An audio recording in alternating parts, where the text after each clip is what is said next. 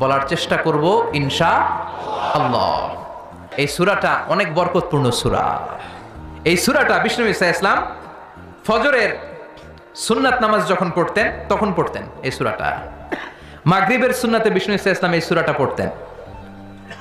আবার যারা হজ উমরা করেছেন তাওয়াফের পরে 2 রাকাত নামাজ পড়া সুন্নাহ, ওই 2 রাকাত নামাজের দ্বিতীয় রাকাতে বিষ্ণুনবী এই সূরাটা পড়তেন।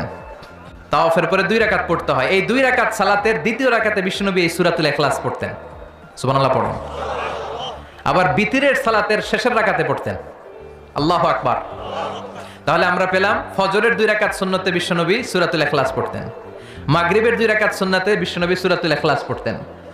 তাওয়াফের পরে যে 2 রাকাত নামাজ পড়তে হয় তার দ্বিতীয় রাকাতে সূরাতুল ইখলাস পড়তেন। আর বিতিরের সালাত, তাহলে বিষ্ণু ঈসা ইসলাম বিতিরের সালাতের শেষ রাকাতে পড়তেন, মনে আছে?